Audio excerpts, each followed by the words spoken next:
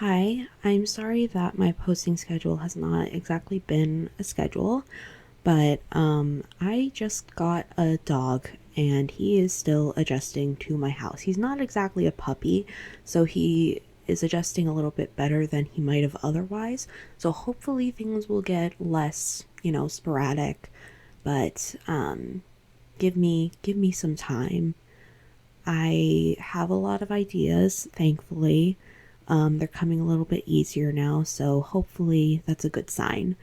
Today's video is about Chasing Lightning. I know the Born Fire trailer just came out. I was planning on having this video come out before that came out, but it came out earlier. How many times can I say it came out?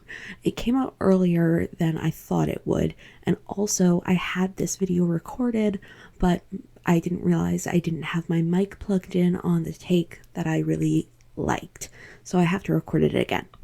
So it's coming out after the Born Fire video, but I really wanted to talk about Chasing Lightning. I think it's a really interesting video. Maybe soon I will talk about Born Fire. We'll see. I've only watched it the one time, so I don't really have solid ideas about that yet. But I took very diligent notes on Chasing Fire. I'm not going to talk about everything. I know the title is something along the lines of like things you missed in the Chasing Lightning music video. We're not going to talk about everything. We're going to talk about the things that I think are interesting.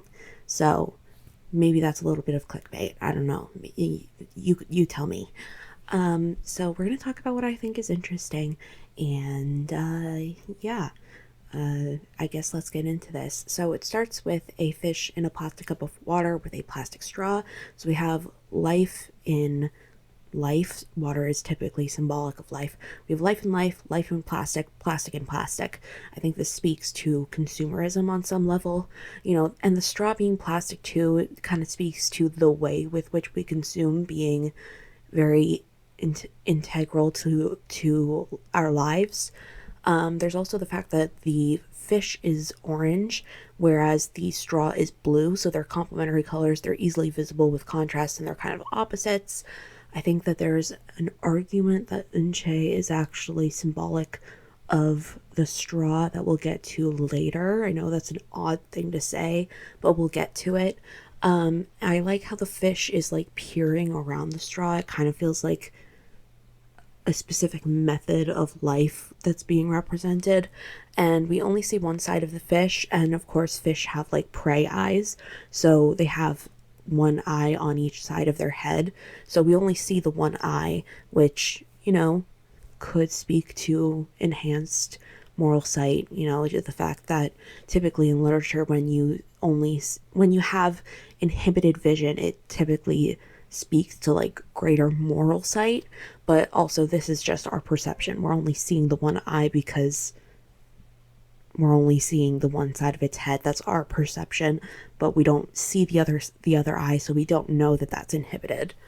The first person we see is Kazuha. We see her feet first, then we see her upper body, and there's a bunch of warm color around her, and she walks past a closed wooden window with grating, and she's walking in the opposite direction of the fish, notably. Also past an orange bike, and she's surrounded by a gray stone. She has a long pink skirt, a Nirvana shirt, a flat backpack with like nothing in it, and some dangling chains, so there's a lot on her but not with her. She has a very relaxed demeanor about her as well. She has elf ears, which kind of indicate she's like greater than life, or regular life, that is to say. And that's kind of focusing on like a different ability than we typically focus on. A lot of stories will have inhibited eyesight to indicate greater moral sight, like we were talking about, but this is focusing on an enhanced sense that is a different sense. And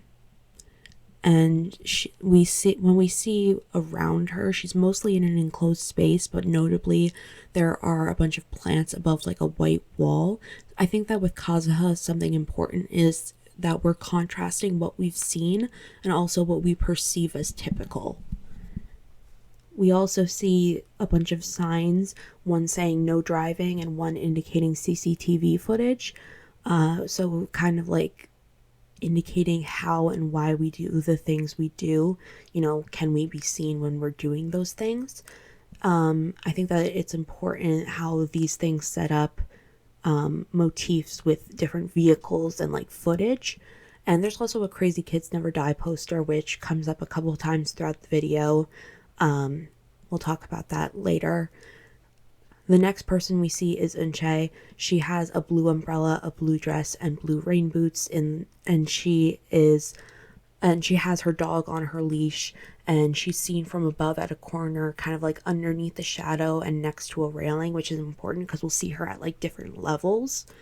I think the fact that she has so much blue about her, and it's kind of, her dog is not orange, but there's a big contrast in their color palettes. I think that kind of speaks to the Eunchae is representative of the straw theory, and also the fact that the dog will later become like a humanoid dog. So like you have the humanoid straw, you have the humanoid dog, which could be representative of the fish.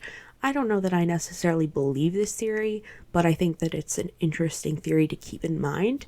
Eunchae also walks past this couple fighting, and the dog is like in the light while she's in the shadow, and the girl is hitting the boy with flowers as he looks down. The girl walks away, he picks up the flowers, and there is notably an orange accent color of like a tile by them. And this kind of feels representative of how like life doesn't care about these things. It's kind of like passing them by. And then we see Chaewon. She's opposite of this inflatable waving tube guy, and she has a more even, relaxed pace, while the inflatable tube guy notably brushes against the ground. So like even this inflated imitation of life brushes against the ground sometimes. And then we see Sakura. She's walking past a bunch of people. There's notably a woman at a desk that topples things over. An orange book slides beneath the back of a white car, and this woman is dressed in a black and white jersey. So she's not supposed to be, but she's prepared to play a game that represents black and white thinking, and life is sort of getting the shaft in all of this. There's a man in the car who is leaning out of his window and eating. And so there's sort of nutrition in the capacity to break the rules, because obviously there was the no driving sign. She also passes the couple fighting from before. We can't see their faces, just their torsos, and the woman is hitting him with the flowers again. She's relentless. There's repetition. We also can only see so much, which there's an existential angle to that. You know, they are obviously more than these instances of them that we've seen, but we can only see what we see of them, and it kind of defines them in our minds, even though there is so much more to them. We also see an old woman drying clothes in an elevated garden who dumps water, and it falls on Eunchae's umbrella as she pauses, smirks, and walks off. You know, a straw would be unaffected by water, and life comes at you from like all angles, which kind of speaks to questions about the omnipresence and amicability of a god. You know, life is coming at you from all angles. That's omnipresence. But amicability, I mean, she's dumping the water on Eunchae, but it doesn't affect her. So is that amicability? Is that just neutral? I bring this up because in existentialism, which we were talking about before, there is the idea of being abandoned by a god and angst being caused by that. So we have to question the presence or lack thereof of a god in these quote-unquote characters' lives. Then we finally see Yunjin. We see her on a scooter through like a white fence, which is an interesting perspective to see her from. When she is trying to find balance, there's an unsteady camera, but when she falls, the camera becomes steady as we watch her like slide away. And she's leaving behind a wall with many posters, including a Crazy Kids Never Die poster. So for this, what's the quote? It's like, it's not about how hard you hit, it's about how hard you can get hit and keep moving forward. When we see Kazuha again, she's sitting on this roof. The music gets quiet as she puts her earbuds in her elf ears, and it gets louder when they're both in, which I really like. But there are clips of the girls that I'm not going to talk about everything happening in these clips, but I think that these clips are important because I feel like they are the lightning that the girls are chasing. I feel like that's what they're sort of representative of. And Kazuha puts a tape in this black and white boombox that she has, and it notably has doodles on it, including like types of card suits. and the buttons are in jewel tones, and there's like black and white footage of people dancing, and then their feet are like in color, and there's fire. Kazuha is laying on this roof with her arms folded behind her head and her eyes closed. As the roof starts cracking, she's turning her head to the right and she's opening her right eye. It gets red. I think it's interesting that she's always, I mean, except for when she's going to the roof, she is always going to the right, which is opposite of the fish. I think there's something there. I'm not entirely sure what, but there's something there. Then later we cut to Eunchae and her dog on a higher roof. She's kind of like looking down at the roof that Kazuha fell through, and there are notably traffic cones behind the building. I don't know if this is necessarily representative of like pushing caution to the side or back, but I think it's interesting. There's scratching over Eunchae's face, which I think is representative of the change. Obviously, they're talking about how they can't change the weather. There's like this shoddy animation of her jumping and then rising back up. And there's like a building with a ladder, and it's intersected at the angle that she flies at. And then when Yunjin is yelling for Eunchae, she's in a beam of light that is at that same angle.